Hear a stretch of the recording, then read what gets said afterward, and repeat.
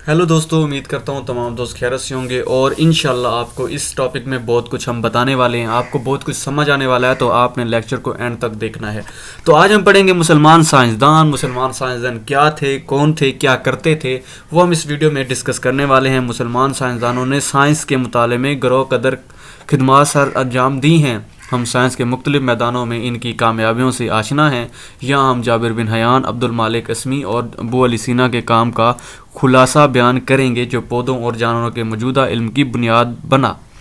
Jabir bin Hayyan Iran में पैदा हुए और इन्होंने इराक में तब की प्रैक्टिस की। इन्होंने केमिस्ट्री में तजुर्बाती तहकीक का अमल मुतारिफ करवाया और पौधों और जानवरों पर कोई कतब तहरीर भी की। इनकी मशहूर किताब नबातात और हैवान है। अब्दुल मालिक इसमी कौन थे? इन्हें पहला मुसलमान साइंसदान माना जाता है जिसने जानवरों का तफसील से मुताला किया। इनकी मशहूर तहरीरों में अल-बिल, अल-हिल, अल-होश और अल-खल्क इंसान शामिल हैं। अबू अली सीना, इन्हें इल्म तब का बानी माना जाता है। अबू अली सीना को मगरिब में सीना पुकारा जाता है। वो एक तबीब, फ़िलोसफ़र, माहिर फ़ल्कियात और एक शायर थे। इनकी किताब अल-क़ानून फ़िल तब को मगरिब में इल्म तब के कानून का दर्जा हासिल है। इसके बाद हम पढ़ते हैं जानवरों की तंजीम के दर्जात। सबसे पहला है सब अटोमिक और अटोमिक लेवल। मादा की तमाम इकसाम एलिमेंट्स की बनी हुई है और हर एलिमेंट्स एक ही तरह के एटम्स का बना होता है। एटम दरअसल बहुत सारे सब एटॉमिक पार्टिकल्स के बने होते हैं। सबसे मुतवाज़न सब एटॉमिक पार्टिकल्स इलेक्ट्रॉन, प्रोटॉन और न्यूट्रॉन है। फितरत में पाए जाने वाले 92 एलिमेंट्स में से 16 को बायो एलिमेंट्स कहते हैं। ये जानवरों के इस्लाम का मादा बनाने में हिस्सा लेते हैं।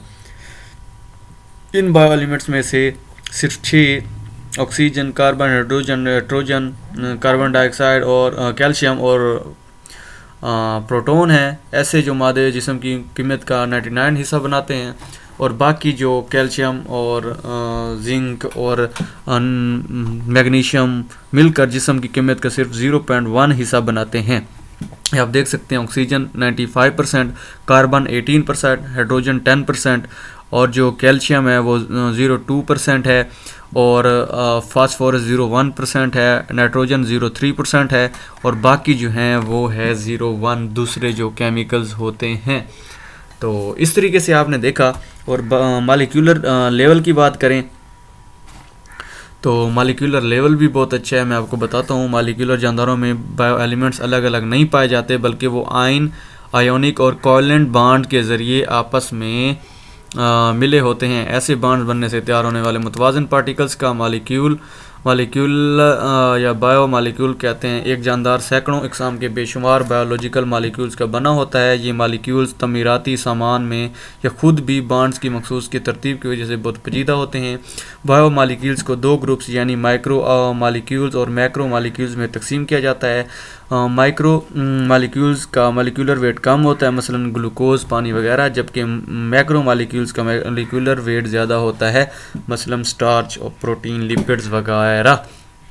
और इसके बाद अगर आप पढ़ें तो organelle cell level biomolecules मखसूस तरह से आपस में जुड़े होते हैं, आर्गन्स बनाते हैं। आर्गन दरअसल सब सेलुलर साखते हैं और जब आर्गन्स जमा होते हैं तो जिनका इकाई यानी सेल्स बनाते हैं। हर किस्म का ऑर्गेनली मखसूस काम के लिए माहिर होता है। मिसाल के तौर पर माइटोकॉन्ड्रिया सेलुलर रेस्पिरेशन के लिए होता है, राइबोसोम्स प्रोटीन्स तैयार करने के लिए होता है और इस तरह के सेल अफ़ाल की साख्तों के ज़रिए पूरे ये सेल के अंदरून काम की तकसीम की एक मिसाल बनते हैं।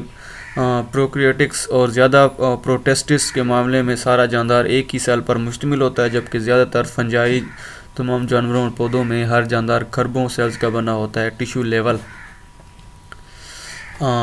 मल्टीसेलुलर जानवरों में एक जैसे सेल्स ग्रुप्स की शक्ल में मुंज़म होते हैं। इन ग्रुप्स को टिश्यूज़ कहते हैं। एक टिश्यू से मुराद मुश्तरका काम के लिए मखसूस एक जैसे सेल्स का ग्रुप्स है।